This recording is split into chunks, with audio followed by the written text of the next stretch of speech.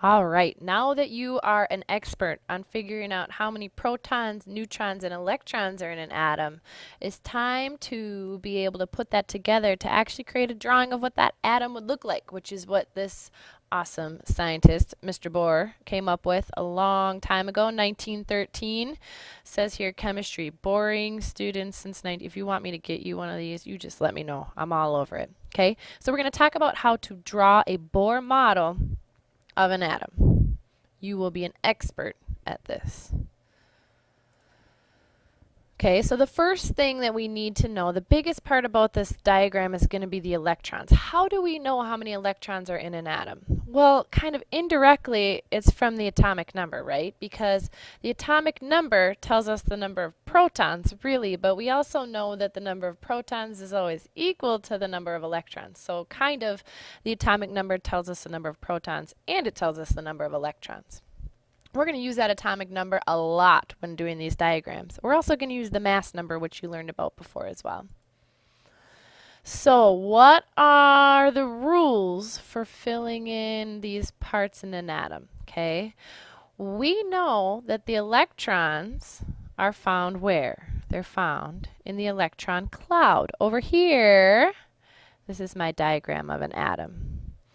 And in this picture, this gray area is the electron cloud. Well, what's this thing in the middle then? That must be the nucleus, right? When we put electrons into our electron cloud, they actually go into what we call energy levels, which look like rings going around the atom. And it kind of would remind you of planets going around the sun, where the nucleus is the sun and the planets are the little electrons orbiting around. So we'll refer to those rings as energy levels, or sometimes we just call them rings. Okay, they'll look like this, and the electrons will go right on that ring and orbit around the center, the nucleus. Okay, when we fill the electrons in, because remember all these atoms have different numbers of electrons, we're always going to fill from the inside of the atom to the outside, meaning this smallest ring closest to the nucleus, we're going to put electrons in there until it's full. And we're not going to go out to the next ring until this first one's full. When this first ring is full, then we'll start spilling electrons over into this next ring. We're going to keep putting electrons into this ring until this one's full.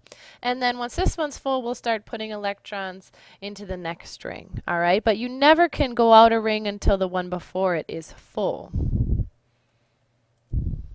Okay. So another set of rules, this first energy level, this first ring, it's the smallest ring because it's really close to the nucleus. Now since it's so small, this one can only hold 2 electrons. So once there is 2 electrons in here, it's full and we got to start using the second one. This second ring, it's a little bit bigger. So this one can hold 8 electrons. So we got 2 here, that's full. We'll start spilling over and fill in this. Once this one has 8, we'll spill over into the third. The third one can also hold 8. And that's as big of an atom as we'll mostly deal with. Some atoms do use a 4th and a 5th ring, but those ones get pretty complicated. We're going to steer clear. So a saying that I always use in my head to remind myself for how many electrons can fit is 2 will do, but 8 is great. So 2 can fit here, 8 or 8. There's your 2. If we fill that up, we'll spill over. And we start filling this one up. We got 3, 4, 5, 6, 7, 8 in that ring. Now that one's full. We'll start spilling over into the third level. And this one can also fit 8. Now if we had more electrons in this, we'd have to add a 4th level, but we're not going to go that far. Okay, so if you're going to draw a Bohr diagram, you need to indicate how many protons, neutrons, and electrons are in the atom, and then you just need to put them in the right spot.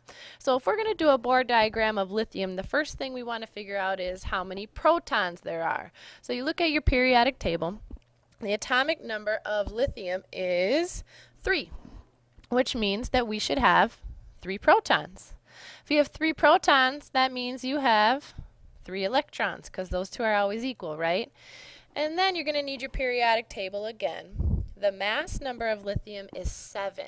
So remember, your protons plus your neutrons need to be 7, your mass number, which means we have 4 neutrons. All right.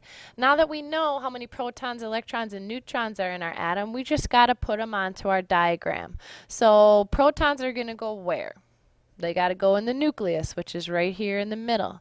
So what we do, instead of having to draw each little particle in there, we're just going to say P3, meaning there is 3 protons in the nucleus. That should save you some time. Okay? Neutrons also go in the nucleus, so we're going to say N4. Again, you don't have to draw them out, just write N4. That'll save you some time. So now, so far in this diagram, we know we have 3 protons in the nucleus and 4 neutrons in the nucleus. Last thing that we need to add is the electrons. Now remember, we're going to fill from the inside out. So we start, here comes 1, 2 electrons. And electrons are usually signified with a lowercase e. All right, now that first ring can only hold 2 electrons, so we got to spill over into our second ring, and there it is. All right, so now we have 3 protons in the nucleus, 4 neutrons in the nucleus, and 3 electrons, which we filled from the inside ring out. And this is what the Bohr diagram of lithium would look like. Let's try another one. Oxygen. Again, you're going to want to figure out how many protons, neutrons, and electrons are in the atom before you start doing any drawing. So we find the atomic number of oxygen to be 8, which means 8 protons and 8 electrons. Now the mass number is 16, which then by calculating your protons plus your neutrons, we figure out that we also have 8 neutrons in oxygen. All right, now we know our numbers, we just got to fill them in over here on our picture. Start with your nucleus. So we have 8 protons, we said, and those go in the nucleus. And we said we have 8 neutrons. Those also go in the nucleus. Electrons are going in the rings. So first 2 of our electrons are going to fit in that first ring. Now that ring can only hold 2, so we start spilling over into the second ring. And our third electron will go there, 4th, 5th, 6th, 7th, and 8th. Total in the second ring, we have 6 electrons. So that ring's not completely full, but overall we have 8. 2 in the first ring, 6 in the second, and that creates our 8 electrons that we have. So this would be the Bohr diagram for oxygen. Okay? Try the last one on your own for chlorine. Pause the video, and when you're ready, play it again and see if you got it right. All right, so chlorine has an atomic number of 17. 17 protons, 17 electrons. The mass number for chlorine is 35, which means your protons plus your 18 neutrons need to be 35. So you then add these parts to your atom, protons and neutrons in the nucleus, and we start adding our electrons. 1, 2 in the first ring, now it's full, we spill over to the second ring. 3, 4, 5, 6, 7, 8, 9, 10 total, but 8 of them are in the second ring. Remember, 8 is all this ring can hold, so we're going to need to spill over into the third ring. We have 10 so far on our drawing. We need 17 total, so 7 more need to go on the third ring.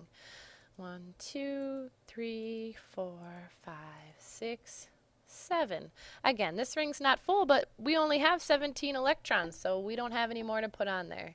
And if you count all the electrons now, there should be 17 electrons. We already said 17 protons in the middle and 18 neutrons in the middle. So this would be the Bohr diagram for chlorine. Okay? If you have any questions, make sure you ask, and then your next step would be to grab the Bohr model practice sheet and just practice makes perfect. There's like, I don't know, like 15 of these for you to try. Make sure by the end it's just second nature and easy for you. If you're having trouble finding the neutrons, I will walk you through it.